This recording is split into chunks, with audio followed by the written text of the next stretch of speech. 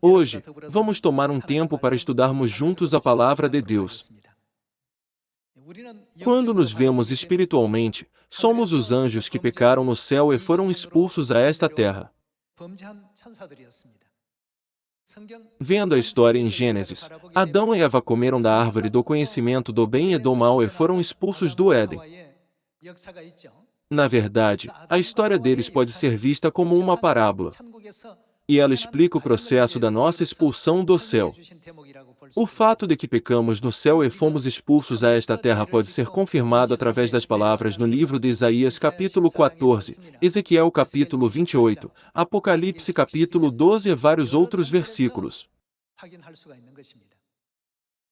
Quando Deus apareceu em carne diante da morada de Abraão, Abraão o reconheceu, o recebeu e o serviu.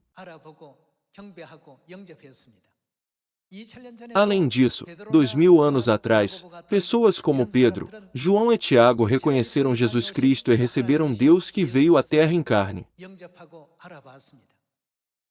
A Bíblia profetiza que nos últimos dias, na época do Espírito Santo, Deus virá à terra mais uma vez em carne para guiar a humanidade ao caminho da salvação.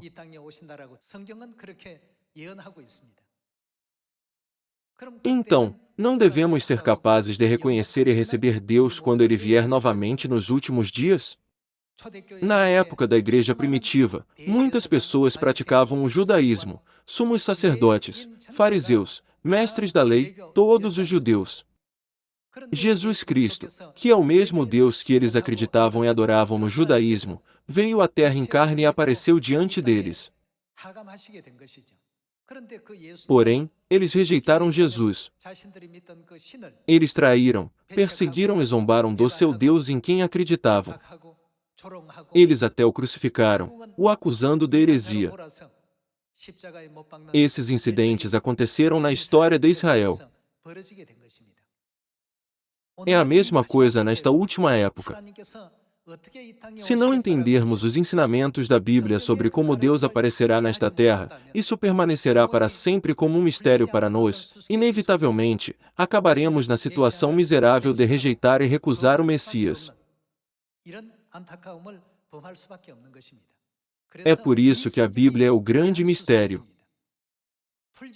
Se não conseguirmos desvendar o mistério, não conseguiremos reconhecer Jesus, mesmo que Ele esteja ao nosso lado, assim como os discípulos não conseguiram reconhecer Jesus depois de sua ressurreição, mesmo que tenham conversado com Ele no caminho para Emaús, que ficava a 11 quilômetros de Jerusalém.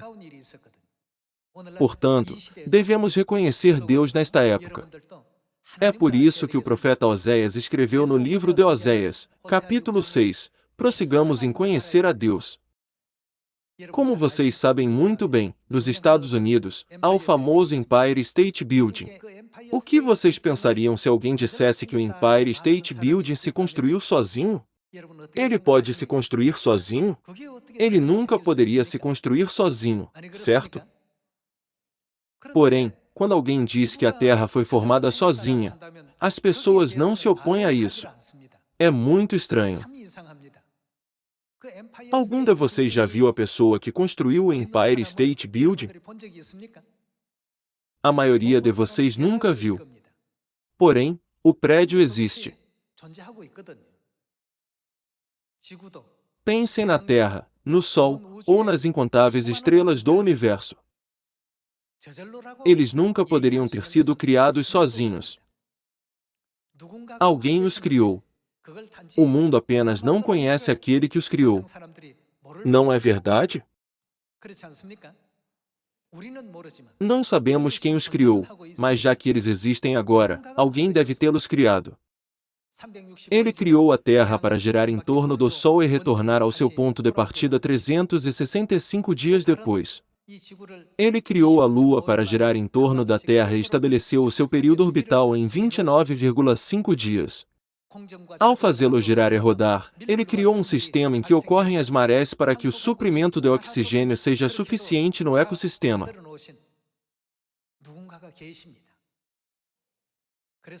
O que a Bíblia diz sobre isso? Está escrito que são insensatos os que dizem que Deus não existe. É assim que a Bíblia descreve essas pessoas. Então hoje, através do título, O Grande Mistério, o segredo da Bíblia, devemos reconhecer Deus. Devemos conhecer aquele que criou o universo e deu o fôlego de vida para a humanidade. Aquele que nos guiará de volta ao nosso eterno lar celestial é aquele que devemos conhecer claramente. Devemos desvendar esse mistério durante a nossa vida. Caso contrário, passaremos toda a nossa vida apenas acordando de manhã, indo para o trabalho, voltando para casa depois do trabalho, dormindo à noite e repetindo isso até a nossa aposentadoria. Enquanto fazemos isso e aquilo, nossa vida chegará ao fim. Então, nunca descobriremos por que nascemos e pelo que devemos viver durante a nossa vida. Não haverá propósito na vida. Porém, viemos a esta terra por um motivo. Há também um motivo para deixarmos esta terra. Então, quando for a hora de deixarmos esta terra, não devemos ir para um lugar bom? A Bíblia diz que as pessoas estão destinadas a morrer uma vez, e depois disso, enfrentarão o julgamento. Em outras palavras, o julgamento pode ser entendido como um tribunal. Esse termo não se aplica aos pecadores? É por isso que está escrito na Epístola aos Romanos capítulo 3 que todos os seres humanos são pecadores que pecaram no céu. E por isso, não há nenhum justo, nenhum sequer. Quando nossa vida nesta terra terminar e estiver diante do julgamento espiritual, Deus verá o quanto nos arrependemos durante a nossa vida na terra. Muitas pessoas dizem que a verdade do cristianismo é muito fictícia ou mitológica. Porém, não é bem assim. Uma pessoa que vê apenas as costas de alguém, vai desenhar uma pessoa sem olhos ou nariz. Uma pessoa que vê apenas a frente de alguém, vai desenhar apenas a frente de uma pessoa. Porém, uma pessoa tem frente, lado e verso. Já que as pessoas falham em ver a verdade tridimensionalmente, elas não podem desvendar o mistério de Deus. Deus não veio a esta terra e nos deu a sabedoria, por meio da nova aliança, para desvendar esse mistério? Ele não fez a grande jornada, chamada Nova Aliança, para a humanidade se arrepender e voltar ao eterno lar celestial?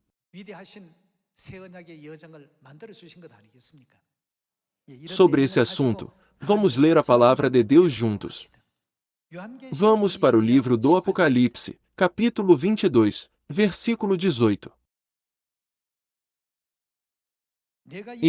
A todo aquele que ouve as palavras da profecia deste livro, testifico, se alguém lhes fizer qualquer acréscimo, ou seja, se alguém adicionar algumas coisas às palavras da Bíblia, Deus lhe acrescentará os flagelos escritos neste livro. A Bíblia diz que eles receberão flagelos. Versículo 19. E, se alguém tirar qualquer coisa das palavras do livro desta profecia, tirar significa remover. Se alguém remover as palavras, Deus tirará a sua parte da árvore da vida, da cidade santa e das coisas que se acham escritas neste livro.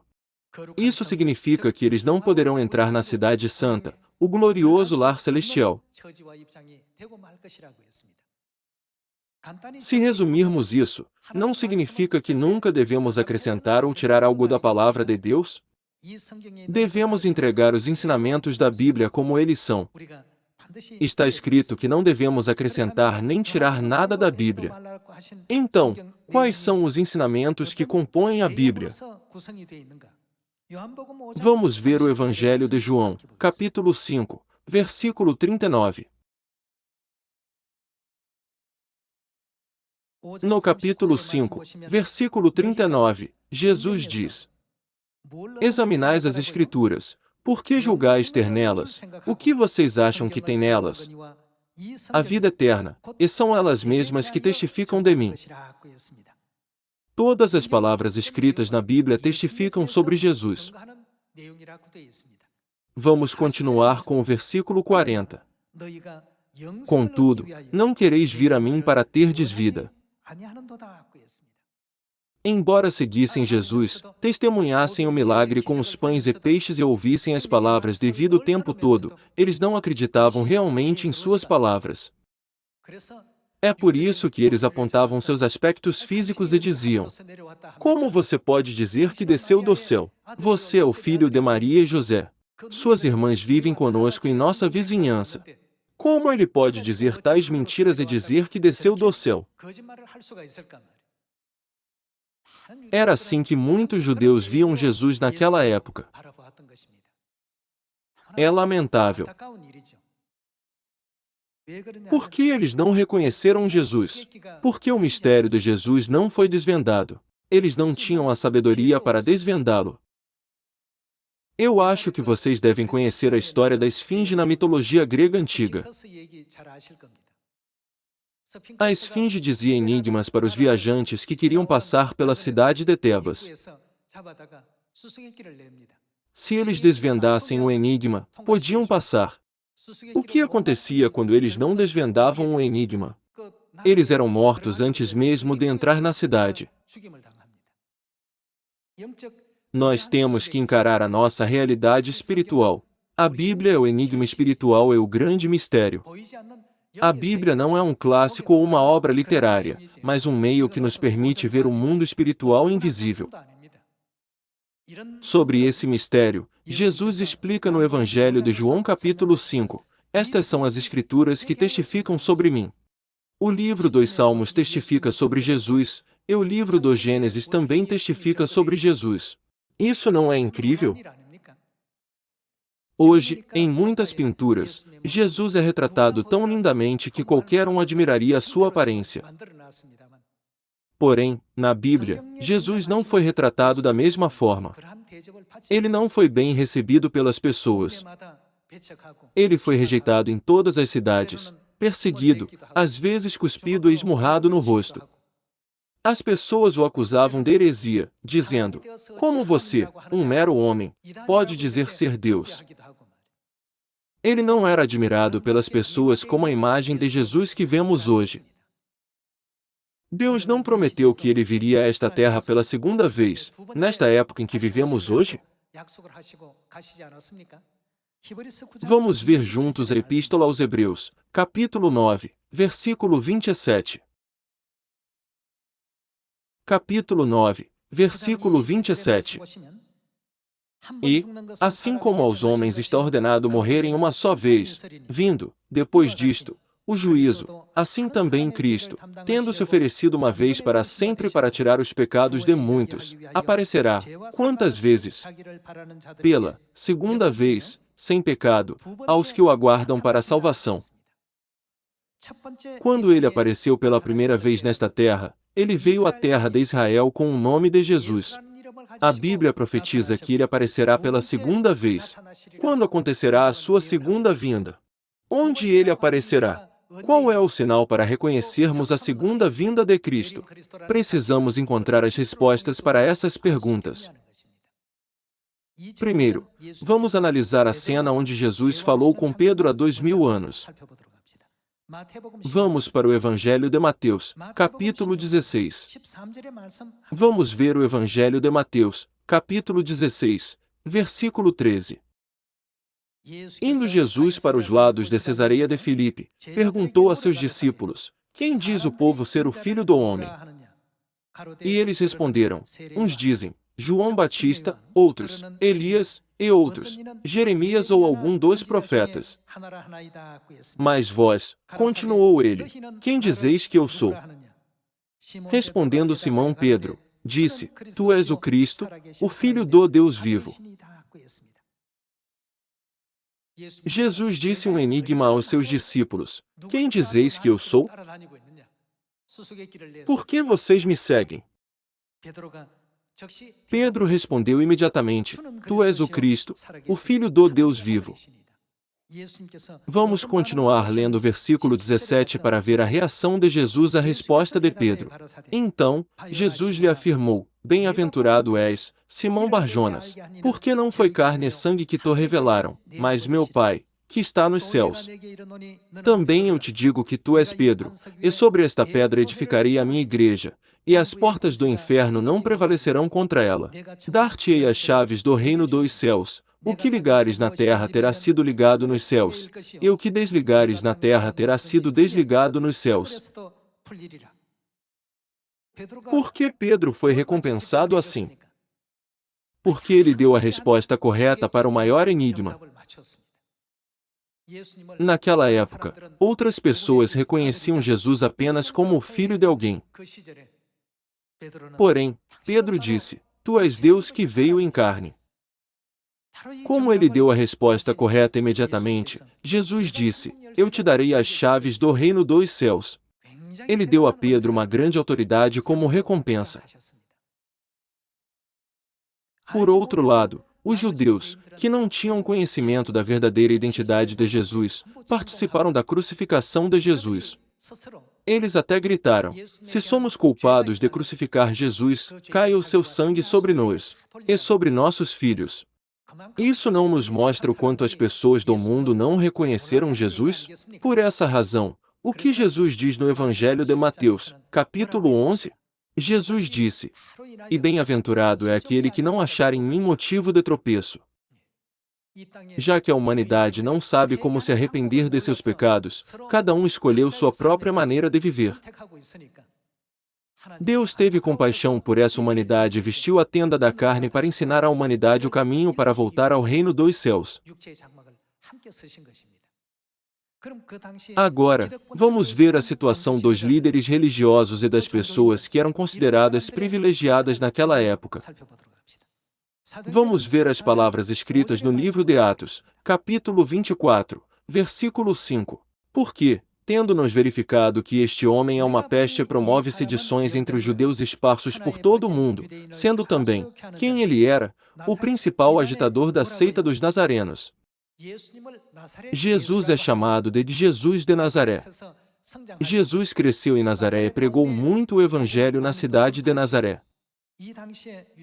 Como muitas pessoas na sociedade judaica daquela época se chamavam Jesus, para destacá-lo, as pessoas o chamavam de Jesus de Nazaré. Porém, aqui neste versículo, eles descreveram Jesus como a seita dos nazarenos. Aqui, o sumo sacerdote, o mestre da lei e os anciãos estão acusando o apóstolo Paulo diante do governador, dizendo: já que ele é da religião que crê em Jesus, ele deve ser punido sem questionar.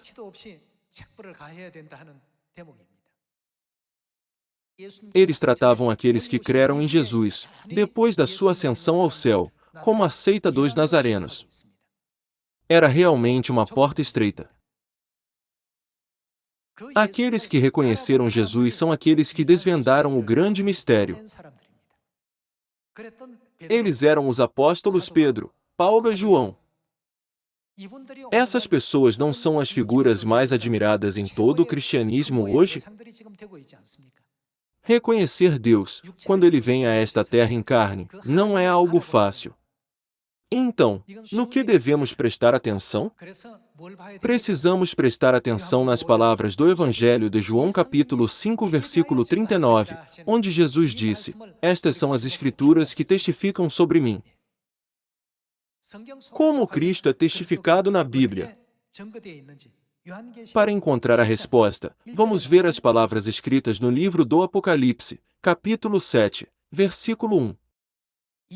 Depois disto, vi 4 anjos em pé nos 4 cantos da terra, conservando seguros os 4 ventos da terra, para que nenhum vento soprasse sobre a terra, nem sobre o mar, nem sobre árvore alguma.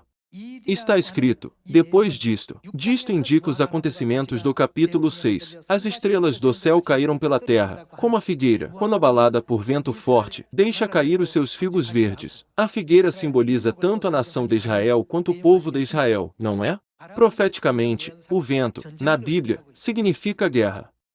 Portanto, de uma perspectiva espiritual, pode ser dito que, depois da Segunda Guerra Mundial, os anjos estão segurando a guerra.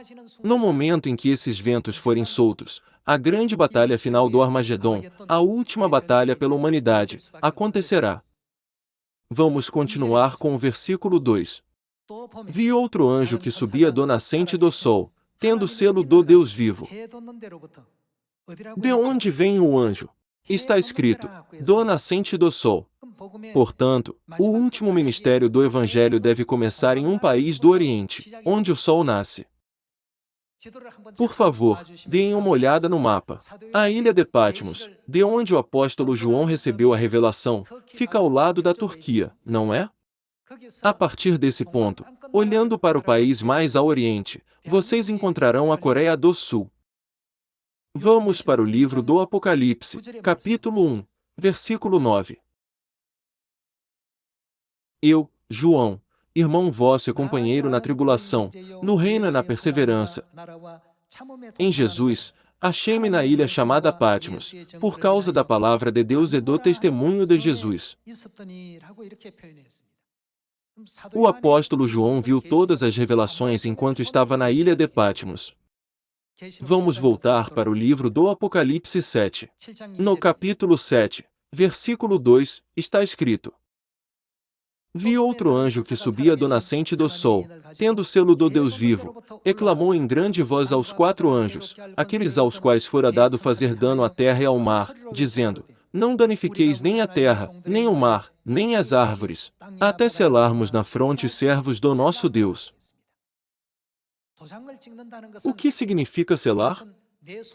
Isso não significa, isso me pertence? Aqui está se referindo ao selo de Deus. De acordo com esse versículo, onde será colocado o selo de Deus?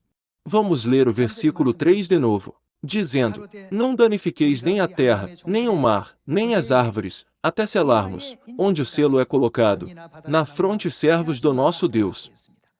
De acordo com o livro do Apocalipse 7, de onde aparecerá o último evangelho de Deus, além da Igreja Católica, se você considerar a fortaleza do protestantismo, não seria os Estados Unidos? Portanto, podemos dizer que todos eles começaram do Ocidente. Porém, a última obra do Evangelho de Deus aponta para a terra distante do Oriente, ou seja, a Coreia do Sul. É por isso que a Bíblia contém muitas referências ao Oriente. A Bíblia, claramente, testifica sobre o fato de que a última obra de colocar o selo no povo de Deus deve começar na Coreia do Sul, a terra distante do Oriente. Então, quem virá e realizará essa obra? Qual será o seu sinal? O que ele tem é o selo de Deus ou não? Devemos confirmar esses assuntos. Vamos voltar para o capítulo 7, versículo 2. Vi outro anjo que subia do nascente do sol, tendo o selo do Deus vivo, e clamou em grande voz aos 4 anjos, aqueles aos quais fora dado fazer dano à terra e ao mar, dizendo: Fazer dano significa, em termos simples, o poder de causar desastres. O que ele disse para os 4 anjos que tinham o poder de causar desastres? Não danifiqueis nem a terra, nem o mar, nem as árvores, até selarmos na fronte servos do nosso Deus. Não os danifiqueis. Em outras palavras, não tragam desastres sobre eles. Essa obra está acontecendo enquanto Deus está adiando os desastres. O selo na Bíblia pode ser referido como uma marca pela qual podemos escapar dos desastres. Vamos para o livro de Ezequiel, capítulo 9, versículo 4. Ele disse: Passa pelo meio da cidade, pelo meio de Jerusalém, o que Deus ordenou, e marca com um sinal a testa dos homens que suspiram e gemem por causa de todas as abominações que se cometem no meio dela. Aos outros disse: Ouvindo eu, passai pela cidade após ele, e, sem que os vossos olhos poupem e sem que vos compadeçais, matai, matai a velhos, a moços e a virgens, a crianças e a mulheres, até exterminá-los, mas a todo homem que tiver o sinal não vos chegueis, começai pelo meu santuário. No livro do Apocalipse 7, está escrito como o selo na fronte, e aqui, nesse versículo, está escrito como a marca na testa. Aqueles que têm essa marca serão completamente salvos do último desastre de Deus. Essa é a promessa de Deus. Na história da época de Moisés, há 3.500 anos, podemos encontrar a promessa de que ele nos salvará de todos os desastres, não é? Vamos abrir o livro do Êxodo, capítulo 12. No livro do Êxodo, capítulo 12, versículo 11, está escrito: Desta maneira o comereis, lombos cingidos, sandálias nos pés e cajado na mão, comê-lo-eis à pressa, é a Páscoa do Senhor. Porque, naquela noite, passarei pela terra do Egito e ferirei na terra do Egito todos os primogênitos, desde os homens até os animais, executarei juízo sobre todos os deuses do Egito. Eu sou o Senhor. O sangue vos será por sinal nas casas em que estiverdes. Quando eu vir o sangue, passarei por vós, e não haverá entre vós praga destruidora, quando eu ferir a terra do Egito. Cerca de 3.500 anos atrás, o que os anjos destruidores fizeram quando viram as casas marcadas, nas ombreiras e na verga das portas, com o sangue do Cordeiro Pascal? Todos passaram por cima das casas. Não é por isso que Deus nomeou essa festa de Páscoa, que significa que os desastres passam por cima.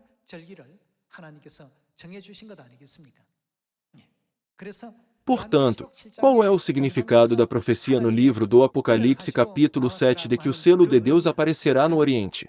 O que Deus trará quando ele vier da Coreia do Sul, a terra distante do Oriente? Está profetizado que ele aparecerá com a verdade da Páscoa da Nova Aliança. Então, vamos para o Novo Testamento e vejamos como Jesus Cristo guardou a Páscoa. Vamos ver o Evangelho de Mateus, capítulo 26, versículo 17. No primeiro dia da festa dos pães asmos, vieram os discípulos a Jesus e lhe perguntaram: Onde queres que te façamos os preparativos para comeres a Páscoa?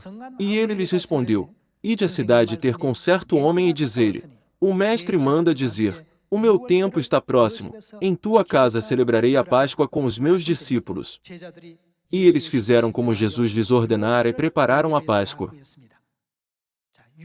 Vamos para o versículo 26 para ver como Jesus celebrou a Páscoa. Vamos ver o versículo 26. Enquanto comiam, tomou Jesus um pão e, abençoando, o partiu e o deu aos discípulos, dizendo: Tomai, comei, isto, o que é isto? É o meu corpo. A seguir, tomou um cálice. O cálice contém o vinho da Páscoa, e, tendo dado graças, o deu aos discípulos, dizendo: Bebei dele todos, porque isto, o vinho da Páscoa, é o meu sangue, o sangue da nova aliança, derramado em favor de muitos, para a remissão de pecados. O pão da Páscoa simbolizava o santo corpo de Cristo, e o vinho da Páscoa simbolizava o santo sangue de Cristo. Dessa forma, Jesus ensinou para a humanidade a cerimônia da Páscoa como a nova aliança. Então, o que é prometido à humanidade quando ela segue esse ensinamento? Vamos continuar com o Evangelho de João, capítulo 6, versículo 53. Respondeu-lhes Jesus: em verdade vos digo, se não comerdes a carne do Filho do Homem e não beberdes o seu sangue, ou seja, se não comer da carne de Jesus e não beber o seu sangue, não tendes vida em vós mesmos. Quem comer a minha carne e beber o meu sangue tem a vida eterna, e eu o ressuscitarei no último dia. Como podemos comer a carne de Jesus e beber o seu sangue? Jesus prometeu que o pão e o vinho da Páscoa são a carne e o sangue do Filho do Homem, e por meio deles, concedeu a vida eterna. Jesus colocou essa preciosa promessa na verdade da Páscoa. Porém, depois de Jesus ascender ao céu, e os apóstolos deixarem este mundo, a Igreja começou a introduzir sistemas que não têm nada a ver com o cristianismo, como a veneração da cruz, o Natal e o culto dominical, que são regulamentos do culto ao Deus Sol. Uma controvérsia surgiu entre as igrejas do Oriente e as igrejas do Ocidente, centradas em Roma. Isso é chamado de controvérsia pascal. A palavra pascal é a palavra grega para Páscoa. Isso pode ser encontrado na história da Igreja. Por volta de 155 d.C., aconteceu a primeira tentativa de abolir a Páscoa. Em 197 d.C., aconteceu a segunda tentativa. E por fim, em 325 d.C., o imperador Constantino convocou as igrejas do Oriente e do Ocidente para um concílio. Esse concílio estabeleceu a regra de abolir a Páscoa e celebrá-la no dia da ressurreição, no domingo. Um homem pode mudar as leis de Deus segundo a sua vontade? A Páscoa, o selo de Deus, desapareceu completamente da terra. Portanto, a fim de pregar a Páscoa da nova aliança nesta terra, Christian Salmond estabeleceu a igreja oficial chamada Igreja de Deus em 1964. Desde então, a Páscoa, o selo de Deus, foi restaurada. É por isso que agora devemos entender corretamente Cristo, que foi profetizado para aparecer uma segunda vez e desvendar o grande mistério. Sem desvendar esse mistério, nunca poderemos esperar pela eterna salvação ou o reino dos céus. Vamos ver o livro de Isaías, capítulo 25, versículo 6. No versículo 6, está escrito: O Senhor dos Exércitos dará neste monte a todos os povos um banquete de coisas gordurosas, uma festa com vinhos velhos. Por que o vinho é descrito como velho? Porque o vinho da Páscoa não foi aberto desde 325 depois de Cristo. A verdade da Páscoa ficou escondida por cerca de 1600 anos. Deus preparará pratos gordurosos com tutanos e vinhos velhos bem clarificados. Destruirá neste monte a coberta que envolve todos os povos e o véu que está posto sobre todas as nações. O que ele tragará para sempre? Tragará a morte para sempre. Tragar a morte para sempre é, em outras palavras, a vida eterna. Nos 66 livros da Bíblia, é apenas o vinho da Páscoa que tem a promessa da vida eterna. Vejamos o versículo 8 de novo. Tragará a morte para sempre, e, assim, enxugará o Senhor Deus as lágrimas de todos os rostos, e tirará de toda a terra o opróbrio do seu povo, porque o Senhor falou. Naquele dia, na última época do Espírito Santo, se dirá: Eis que este é. Quem é ele? O nosso Deus. Como essas pessoas chegaram a essa compreensão? O que eles testemunharam? Eles estão gritando: Esse é o nosso Deus, porque ele abriu o caminho da vida eterna para a humanidade com vinhos velhos. Em quem esperávamos? E ele nos salvará. Este é o Senhor, a quem aguardávamos. Na sua salvação exultaremos e nos alegraremos. Hoje, há numerosas igrejas como a areia da praia. Quando Deus vier a esta terra pela segunda vez, ele aparecerá com seu selo em um determinado lugar. Está profetizado que ele, definitivamente, virá para a terra do Oriente, onde o sol nasce. Não é por isso que está escrito que a luz do Evangelho brilharia do Oriente e alcançaria o Ocidente? Essa é a direção do Evangelho. O Evangelho não está vindo do Ocidente para o Oriente. Ele deve ser pregado a partir do Oriente e ir para o Ocidente. Com isso, a humanidade deve desvendar o maior mistério. Eis que este é o nosso Deus. Nós confiamos nele, e ele nos salvou. Vamos exultar e nos alegrar na sua salvação. Todos nós devemos poder gritar assim. As pessoas que gritam dessa forma no livro de Isaías capítulo 25 versículo 9, são aqueles que desvendaram o grande mistério. Quando Deus nos perguntar: Quem dizeis que eu sou? Devemos ser como Pedro e dizer: Tu és o Cristo, o verdadeiro Deus que veio a esta terra em carne, não é? Com isso, gostaria de concluir o sermão. Muito obrigado.